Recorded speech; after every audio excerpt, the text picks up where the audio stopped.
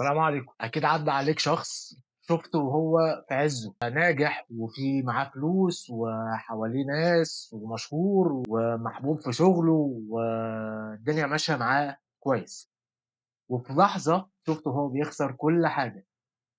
وأكيد برضه عدّى عليك شخص، مش لازم الشخص يكون عدّى عليك بشكل شخصي، ممكن تكون سمعت قصته مع حد مثلًا. أكيد سمعت قصة حد قبل كده إن هو حد كان معدوم، ما عندوش حاجة، والدنيا مشيت معاه كويس ونجح واتشهر واتحب وبقى معاه فلوس وكوّن عيلة والدنيا مشيت معاه كويس. ده خلّى عندي سؤال، هو ليه حد يبقى فوق ينزل تحت، وليه حد تحت يطلع فوق، واللي ما يطلع فوق ينزل تحت، وبعد ما ينزل تحت يطلع فوق، ونفضل شغالين طالعين نازلين كأننا في لعبة.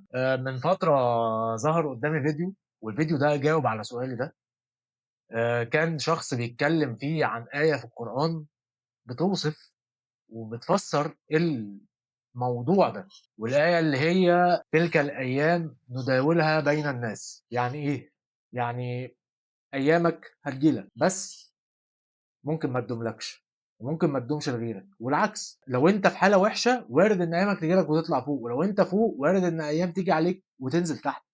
دوام الحال من المحال. أقدر إزاي أتعامل مع الحال لمّا بيتقلّب بالشكل ده؟ يعني الموضوع ده صادم، مش أي حد يقدر يتعامل معاه، الموضوع يكسر نفسيًا. فخلّيك عارف إن أنت الدنيا هتيجي لك وهتدّيك، والدنيا هتيجي لك وهتدّيك على دماغك الاتنين، بس وقت ما تدّيك ما تتغرّش وما تتعاملش مع الناس بتعالي وبغرور، وتبُص على إن أنت مَلِك الدنيا وما فيها، وإن أنت ما فيش حد قدّك، لإن كل حاجة حواليك هتوحي لك بده. موبايلك ما بيبطّلش رَن، ناس دايمًا عمّالة تطلب منّك حاجات، وأنت لو وقعت في أي مشكلة هتلاقي دايمًا في الcontacts ناس تقدر تكلّم أي حد في أي وقت، والناس تتمنى إن هي تخدمك. حواليك ناس بتحبك، مورّياك إن هي بتحبك، حواليك عليك طلب، الناس دايمًا عاوزاك، كل حاجة حواليك هتوحي لك بإن أنت ملكت الدنيا وما فيها. ما تقلقش الموضوع ده، وما تفتكرش إن هو ده العادي، لإن في يوم من الأيام وارد إن الحال يتقلب وتخسر كل حاجة، وهيبقى اختبار شديد. تتعامل معاه إزاي؟ تتصرّف معاه إزاي؟ لو أنت من جواك ما عندكش إيمان قوي بربنا، وما عندكش إيمان حقيقي بالقيمة اللي أنت بتضيفها، حتى لو القيمة اللي أنت بتضيفها دي ما بتردلكش دلوقتي فلوس، وما بتردلكش دلوقتي شهرة، ما بتردلكش دلوقتي مكانة وسط الناس، هل فعلًا هتشوف القيمة اللي أنت بتقدّمها وسط الناس، والّا أنت باصص على قيمتك بس في الفلوس اللي معاك، وفي اللمة اللي حواليك، وفي الناس اللي حواليك؟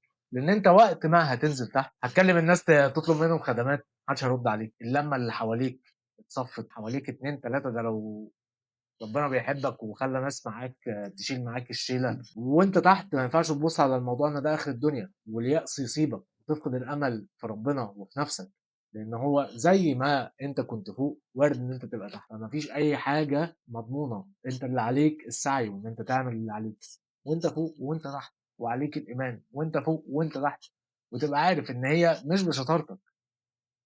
أنت بذلت مجهود، أنت تعبت، أنت عملت أكتر من كل الناس اللي حواليك، ف ربنا ادّاك على تعبك، بس في ناس تعبت أكتر منّك، وفي ناس اشتغلت أكتر منّك ما خدتش ربع اللي أنت خدته. اللي أنت خدته ده توفيق كبير جدًا من ربنا، إن هو حطّك في الوقت الصح، بالإمكانيات الصح، في الظروف الصح، عشان تطلع كسبان المكسب الكبير ده كلّه. في ناس بتبُص على النقلة اللي هو من فوق لتحت دي على إنها نهاية الدنيا، مع إن اللي من فوق لتحت مفيدة ومهمة، كمان بتكسّب أكتر من اللي من تحت لفوق. لمّا بتنزل بتشوف الدنيا على حقيقتها.